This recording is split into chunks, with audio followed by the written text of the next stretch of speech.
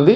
అందులో ఈ దేవి భాగవత నవమస్కంధంలోని ఇవన్నీ మళ్ళీ అందులో రాశాడు ఆయన. ఏంటి అక్షరం మార్చకుండా.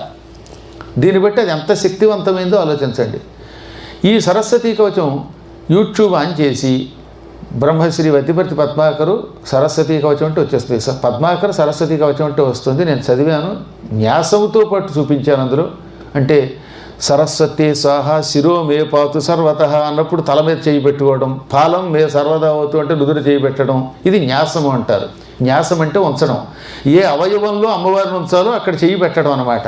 అలా ప్రదర్శనగా కూడా సరస్వతీ కవచం అందులో పెట్టాం. వీలుంటే మీ పిల్లలకి అది వినిపించండి, మీరు వినండి. పిల్లలే కదా, మనకు కూడా జ్ఞానం అవసరమే.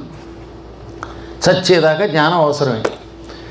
మరణం పొందేదాకా భోజనం ఎలా తింటున్నామో జ్ఞానం అనే భోజనం కూడా సేకరించాలి.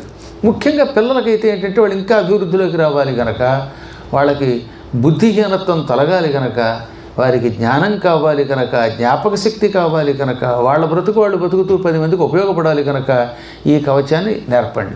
3 పూటల పిల్లలు దీన్ని వింటే ఒక 40 రోజులు అద్భుతమైన ఫలితం వస్తుంది.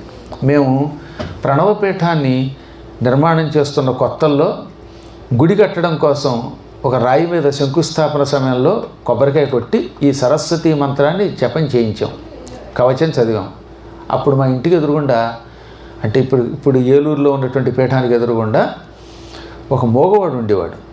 సరిగ్గా మాట వచ్చేది కాదు. కొబ్బరికాయ కొట్టాం, ఆ సరస్వతీ బీజం అయింది. ఇప్పుడు వాడు హాయిగా చదువుకుని ఉద్యోగం చేస్తున్నాడండి, ఇంగ్లాండ్ వెళ్ళాడు ఏకంగా. అదొక అదృష్టం. నమ్మి చేసిన వాళ్ళంతా బాగుపడ్డారు. వాక్శుద్ధి ఎప్పుడు పరమాత్ముడు ఎవరికి ఎలా ఇస్తాడో చెప్పలేము. అపూర్వమైన దివ్యమంత్రములు కోకొల్లలుగా ఉన్నాయి ప్రపంచంలో. దురదృష్టవశాత్తు వాటిని మనం సద్వినియోగం చేసుకోలేకపోతున్నాం. విశ్వాసం ఉండటం లేదు మనకి. ఎంత ఎక్కువ విశ్వాసం ఉంటే అంత బాగా అవి ఫలిస్తాయి.